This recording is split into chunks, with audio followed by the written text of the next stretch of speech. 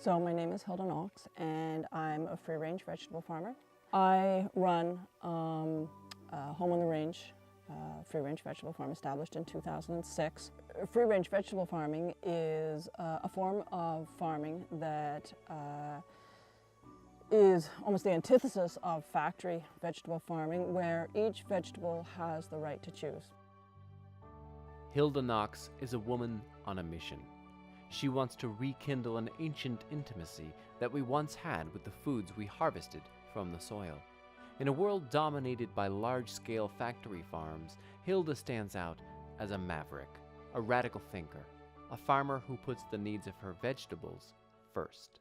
What does it mean for the vegetable to choose? What does that look like in practice? Well, the vegetables choice can be in any domain, but I like to bear in mind certain elements where choice is so fundamental. One is location. You know, where does a vegetable want to grow? The first place Hilda led me on the tour of her unconventional farm was the forest. What a more picturesque surroundings for a tomato to grow in. There are no flowers on it. Is it not growing properly? Or? Oh yeah, it's growing just fine, but it's decided not to flower. Well, you know, part of free-range farming is every vegetable has the right to choose, and this vegetable has chosen that it's not going to fruit. It's very committed to producing leaves, as you can see. Come on, I'll show you some more. Well, this one's pretty self-explanatory, I guess. It's beans? Yeah, it's beans. Now, not all the beans choose to grow in the forest, but these particular beans have chosen to grow in the forest, and this is what is so remarkable. Look at this. Would you ever see a bean plant growing next to a maple tree? Look at that. Sometimes there are lessons to be learned on a farm, and sometimes they have to be learned the hard way. This broccoli here wanted to grow in the chicken pen. You can see what's happening already. The holes. Are the chickens eating it? Yeah, the chickens are eating it, and so this broccoli is learning through its mistake. It's a mistaken choice to try to grow in a chicken pen when you're a brassica. I'd like to show you a really special place. We call it the contemplative garden. So all vegetables, you know, at various times need solitude, time for contemplation, rejuvenation, and that's what this place offers them. Here we go. There. It's important for some of the vegetables, you know, at times of contemplation, to even have a blanket, something to really soothe them, to help them ground, feel secure. We've got lots of blankets, we've got cushions, we've got bolsters, whatever they might need. We're working on getting essential oils that might be appropriate for a contemplative garden of vegetables. But we have to be very sensitive, you know, oregano oil, that would just be so insensitive. So we're thinking maybe something like steel, concrete. I was beginning to get a sense of who Hilda was, but I wanted to know how she got here. I asked her what had inspired her to become a free-range vegetable farmer. It started very, very young. I had my eyes open at the age of, I know it was grade 4. I'm not sure how old you are in grade 4, but Mrs. Trask, my teacher in grade 4, she introduced us to this book called The Hole in the Fence, which was about vegetable rights. I found a copy of The Hole in the Fence and I read it. It's not about vegetable rights. It was a book commissioned in the late 1970s by the Canada Health Promotion Directorate as a way to inform children about the dangers of psychedelic drugs. Like any great visionary, Hilda's journey has not been an easy one. Straight out of high school, Hilda joined the PLO in a misguided attempt to free the Jerusalem artichoke. Hilda returned to North America determined to protect the rights of vegetables in her homeland. Hilda wrote and illustrated Home on the Range, Where the Onions and Broccoli Roam, as a sequel to The Hole in the Fence. Unfortunately, it garnered little to no literary interest, as it was more of a manifesto of vegetable rights than a children's book. So when you go to a farmer's market and you see a lot of vegetables, Yeah, and they haven't all necessarily consented to being eaten, breaks my heart. It breaks my heart. It's led to a few altercations. can you describe an altercation at a farmer's market? I was at the local farmer's market. This was back in 2010. I was fairly new on the scene, but still, you know, I understood what was going on. And I saw the corn. I saw the corn being laid out in a pile for the customers. And the farmer was taking the corn and it was ripping. It was ripping the husk and the silk off this corn and laying it out. Nobody asked the corn, did it feel okay about being exposed like that, let alone whether it was okay with actually being at the farmer's market. But, you know, to be exposed like that was just... So, you know, I went up and I tried to have a simple educational conversation with this particular farmer, you know, explaining to him, you know, the indecency and the degradation of what he was doing to this particular corn. And push came to shove, fists came out, blows happened, police arrived, and charges were laid, and, you know, that's... The restraining order then, you know, precluded me from going back, but I think I made my point. According to Hilda, there are 3 fundamental principles on which all free-range vegetable farming is based. So the first principle is every vegetable has the right to choose its own destiny. If you can't commit to that one principle, forget it.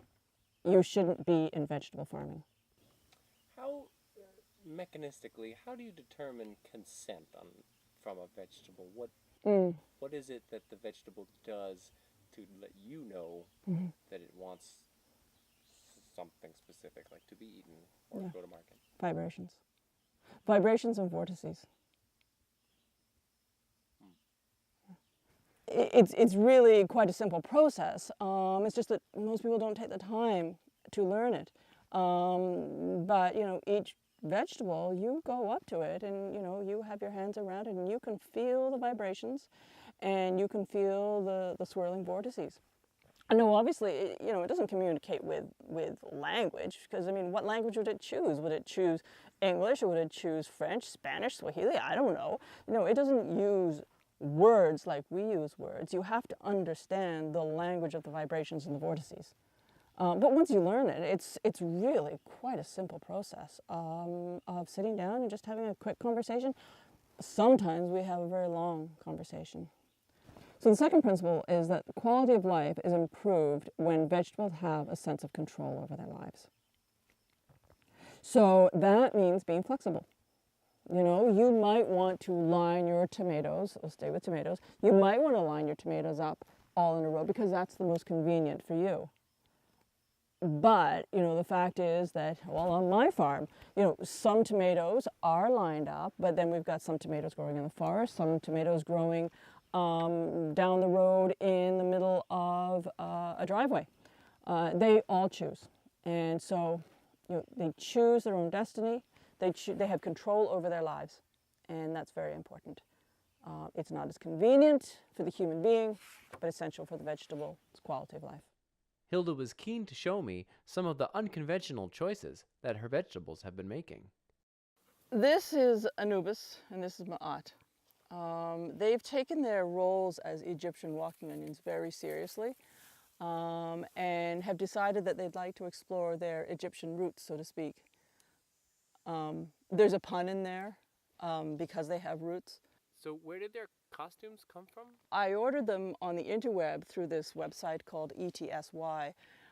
There's a woman there who makes chicken diapers as well as clothing for vegetables. And so I sent her the approximate proportions of these particular onions, Anubis and Ma'at, and within a week These arrived in the mail, and they've been delighted. They love the little beard and the headdress. Just delighted with them, just delighted, yeah. As far as I'm concerned, excuse me. You okay? Yeah. Can I stop? No, it's okay.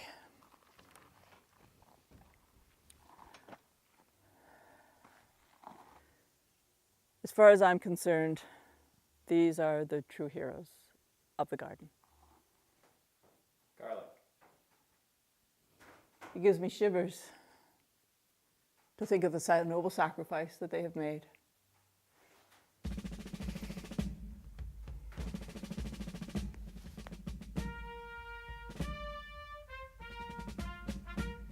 The third principle is that vegetables grow better when they're interested in growing. So I want the vegetables to feel good about themselves, to feel engaged with their lives. And so that's why, you know, as I take you around the farm, you're going to see some rather surprising activities that the vegetables are up to. But they're engaged in their own quality of life. And that allows them to grow and develop just like a child. Just like a child. Ideally, I like my vegetables to be able to solve their own problems, but I'm not naive. I know that sometimes bullying happens even in, you know, the best intention of gardens. And mint is just not good at turn taking. So it pains me to have to do this, but sometimes, you know, I do have to step in. So this guy here has to go on timeout. Yeah, so Terry's had this lifelong desire to learn to swim. And I thought, whoa, slow down there, Terry. But apparently he's really determined. He wants to meet his aquatic cousins.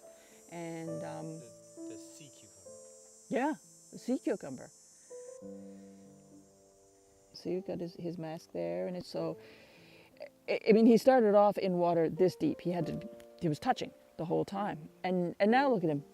This is all Terry. I got him the mask, I got him the snorkel, but it's his own determination, it's his own grit and determination.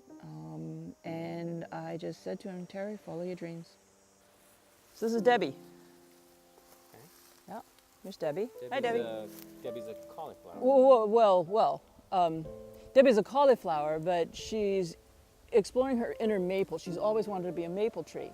And so, you know, we've helped her to begin to explore her inner maple. See, we've even set her up with her own spile here, and or a tap, as some people call them. And it'll be an exciting day if we get to fill this. So you're expecting sap from the cauliflower? Well, I mean, if she decides that she wants to follow through, I don't want to push her. She may change her mind, but you know, if she does decide to follow all the way through with becoming maple, then yeah, I mean, wouldn't it be interesting that we would be the first farm, she would be the first cauliflower to produce cauliflower maple syrup. How do you feel about factory vegetable farming?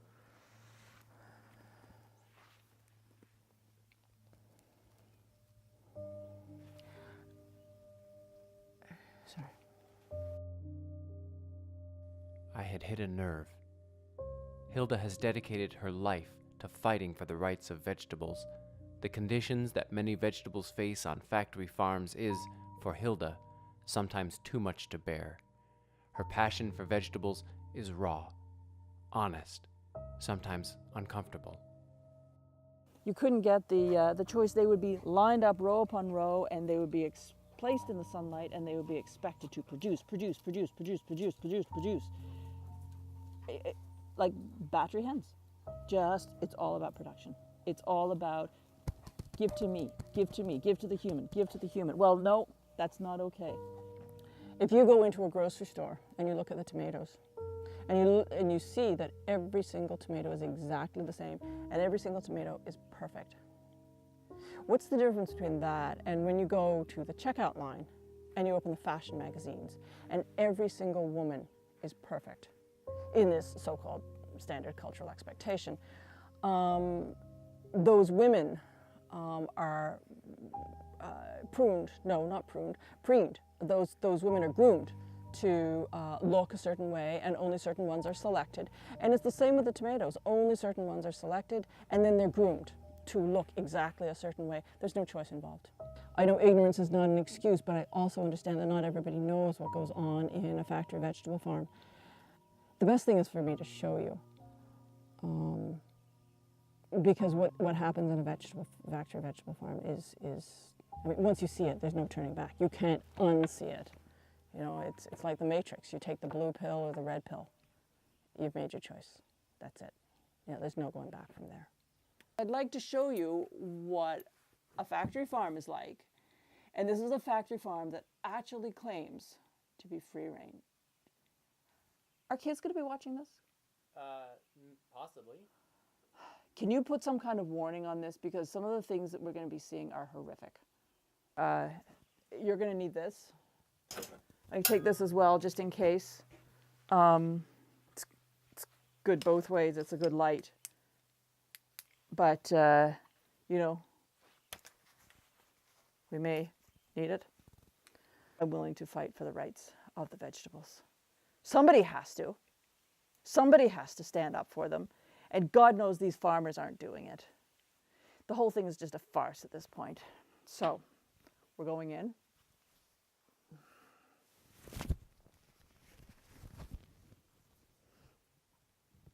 Are we taking my car or yours?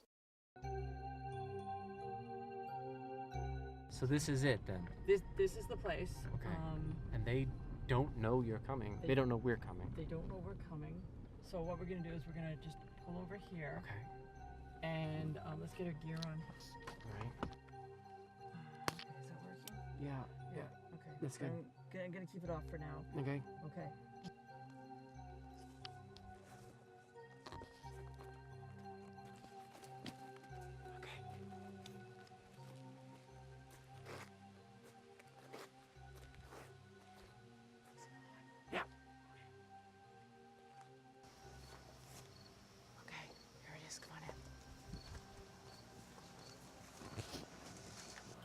Over here. Do you see these? It's the lettuce?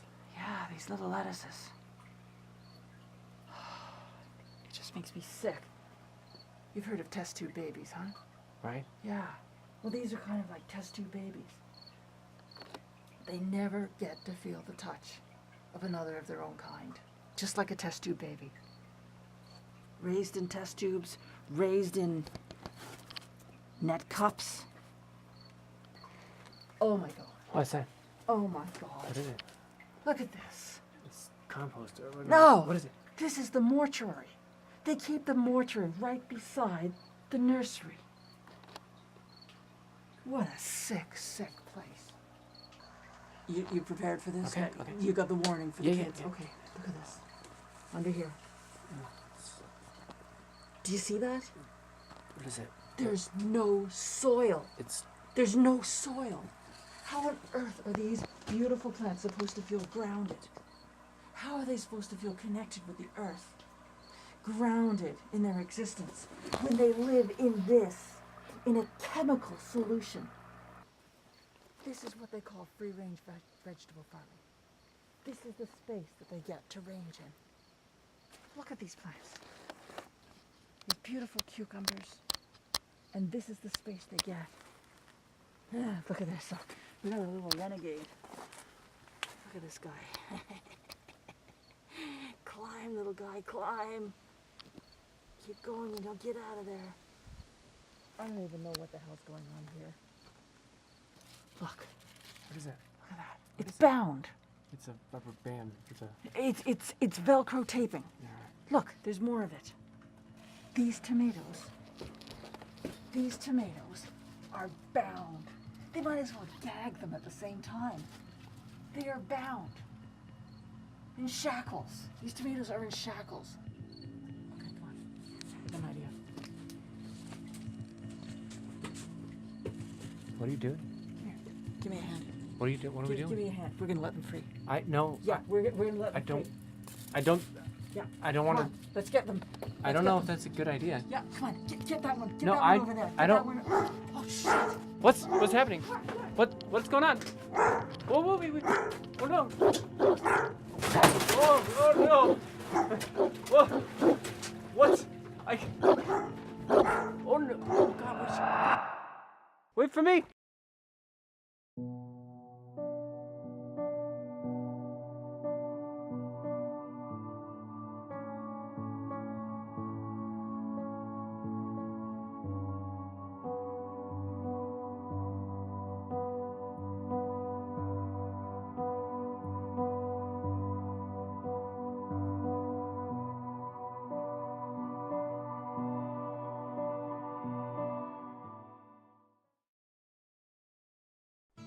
It's market day.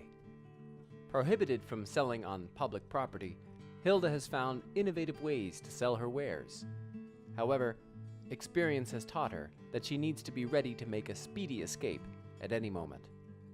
At first glance, Hilda's market stand offers an attractive assortment of produce from her farm, but I soon learned that the vendor-customer dynamic is, shall we say, slightly unconventional.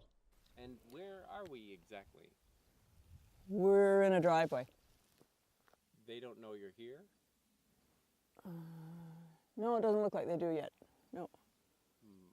There's some rules about my not being able to sell in this county on public property. People driving by will say, hey, what's going on in so-and-so's driveway? Well, I think I'll go and check it out.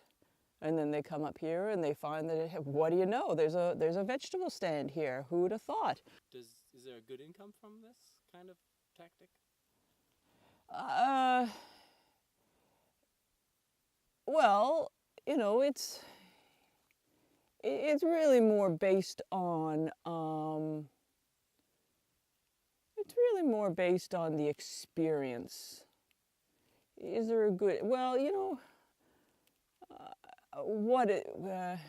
Is it a good income? No. So what, I don't mean to get into the commerce of everything, but what are you charging for? Well, the beans are $4. $4 for a whole basket, that's not a bad. No.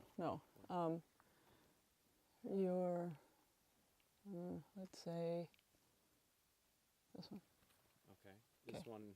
Careful. How much is this? That's $4. Each bean is $4. Well, they vary in price. So, I mean, look at these are works of art.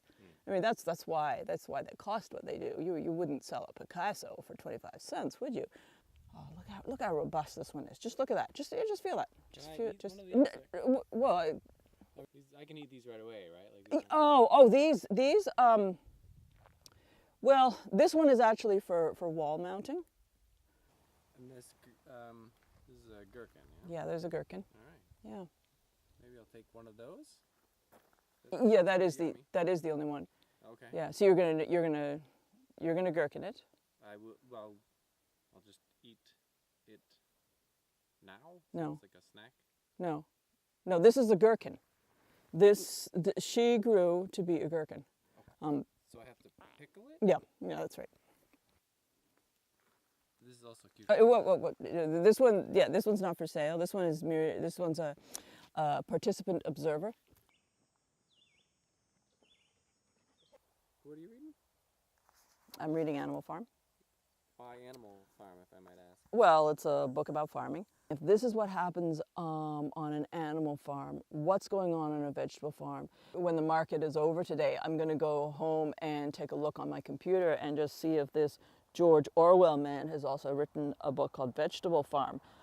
Hilda Knox is a study in the indomitability of the human spirit. A fine example of what we can achieve if we remain uncompromising in the face of a world that simply doesn't understand us. Hey there. So, Hey. how did it go today? Well, good. It's quitting time now. Yeah. It was a good day. Yeah, it was a good day. Did you sell anything? No. But I still have my hat, and no bruises, no police, and the stand is still in one piece. So I think I did well today. Yeah. So, yeah, I think I might use this one again. It's a good driveway. I think it's time to go. Hilda packed up her vegetable stand, and we returned to her farm. It was time to say goodbye to this remarkable woman. Would you consider yourself a vegetable rights advocate? Absolutely. Thank you. Thank you. That's exactly what I am. I am a vegetable rights activist. As the sun goes down at the end of another long day on the farm, Hilda has one more task before she turns in for the night. It's sharing time in the contemplative garden. With a zucchini on her lap and a playful twinkle in her eye, Hilda's attention was, as always, focused entirely on her vegetables.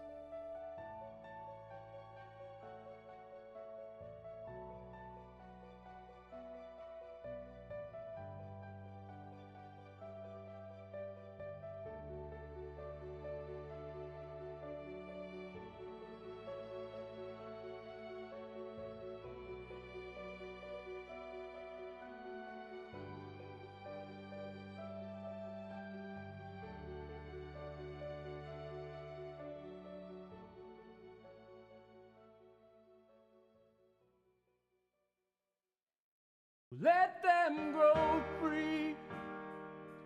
Let them be what they want to be. If they want to grow out and touch the sky, you let them do it. Don't ask them why. Oh, let them grow free. Let them be what they want to be. If your tomato, he don't want to grow no fruit, you don't make him grow no fruit. You just let him do what he needs to do. You know what I mean? Oh, these are hard times that we're living in. Not every broccoli want to grow in the garden. Some of them just want to grow in a tree.